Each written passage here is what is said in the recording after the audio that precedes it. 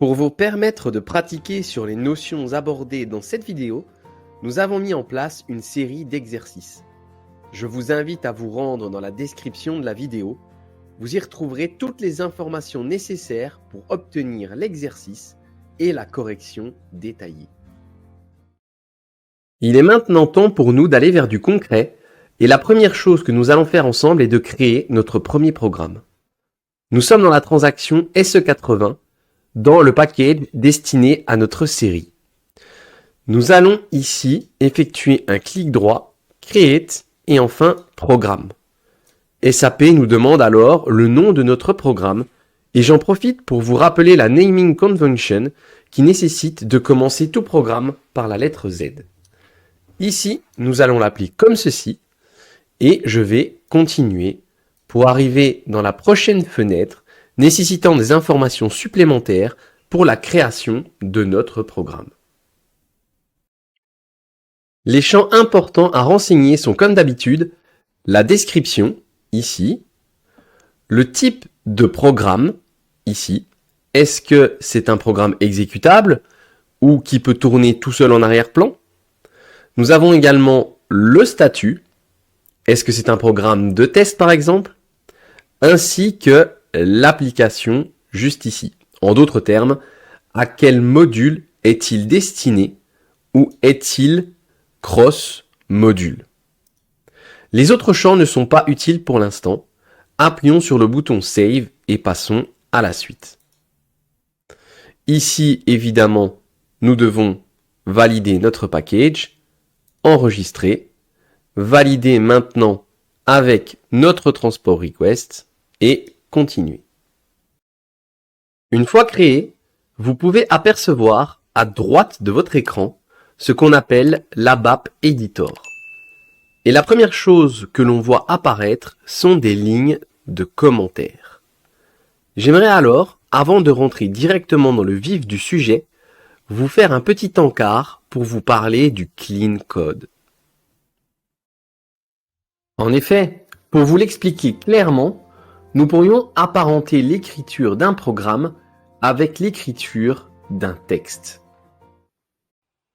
Si vous lisez un texte mal construit, avec des erreurs, des constructions de phrases étranges, ou encore des idées mal agencées, vous allez très vite avoir envie de passer à autre chose.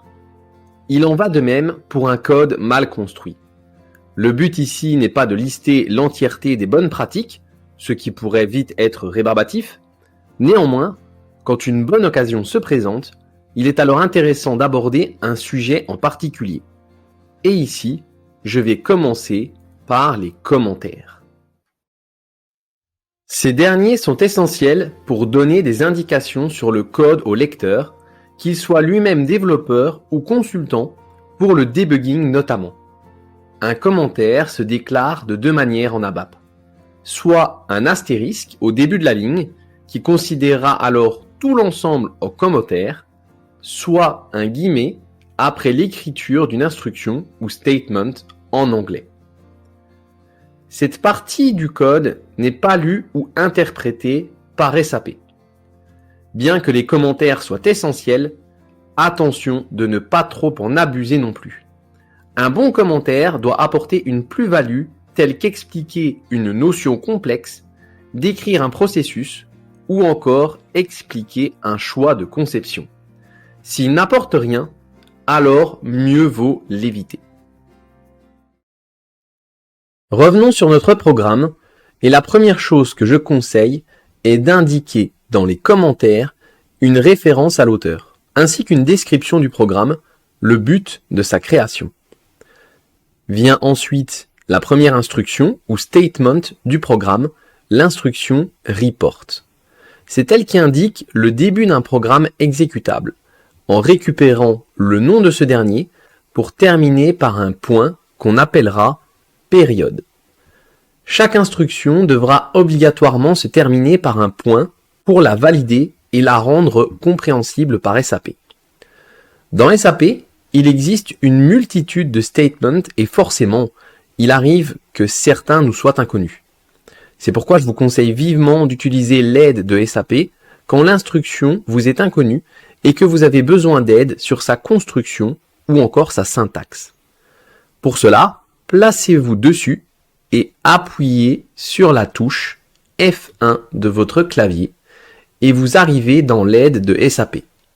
On retrouve ici justement la description de la syntaxe, différentes additions que l'on peut avoir dans cette instruction, les effets, etc., etc. Donc c'est vraiment très utile lorsque vous avez besoin d'aide sur une instruction en particulier. Maintenant, nous allons créer notre premier programme ensemble. Commençons par le standard, afficher la phrase Hello World en exécutant le programme. Pour cela, nous utilisons l'instruction write qui affichera ce qui suit, ici le texte entre quotes. J'en profite d'ailleurs pour vous indiquer l'importance du code couleur mis en place dans SAP. En effet, lorsqu'une instruction est bien écrite et reconnue, SAP l'indique en bleu. En vert, nous retrouverons le texte codé en dur et enfin en rouge lorsque SAP ne comprend pas ce que vous désirez lui faire faire, comme par exemple une erreur de syntaxe, etc. Pour vous montrer un exemple ici, je vais enlever la quote et du coup, SAP ne comprend pas ce que nous attendons de lui avec cette instruction. Je vais la remettre et nous allons pouvoir continuer. Lorsque votre programme est prêt, nous allons d'abord le sauvegarder ici avec le bouton Save. Une fois que nous avons sauvegardé, nous allons utiliser ici le bouton Check qui va vérifier s'il y a des erreurs justement de syntaxe ou autre oubli dans votre code. Typiquement, si j'enlève la période, ici je ne vois pas de couleur apparaître, mais si je check, SAP alors me dit que mon statement n'est pas complet et qu'il manque justement la période. Ça permet du coup de faire les corrections. Il indique également la ligne qui pose problème, ici la ligne 8. Je corrige et je recheck. Et cette fois, tout va bien. La dernière étape est alors d'activer le programme. Vous voyez ici maintenant le statut qui va passer de inactif à actif. Notre programme est prêt. Nous pouvons l'exécuter ici. Et voilà, notre phrase apparaît. Faisons pour terminer un petit point récapitulatif sur ce qu'il y a à retenir. Tout d'abord, la naming convention, c'est-à-dire commencer tout objet créé par la lettre Z. Ensuite, le clean code et notamment les commentaires. Puis les instructions ou statement en anglais. La période qui va terminer chaque instruction. La touche F1 pour afficher l'aide d'SAP. Le code couleur avec les couleurs bleu, verte et rouge. Et enfin, l'ordre d'activation. Donc tout d'abord, sauvegarder, puis checker, activer et enfin, exécuter votre programme. Merci d'avoir regardé cette vidéo. N'hésite pas à nous donner un retour sur cette série et nous dire si le concept te plaît. Je te dis à tout de suite pour notre prochain numéro.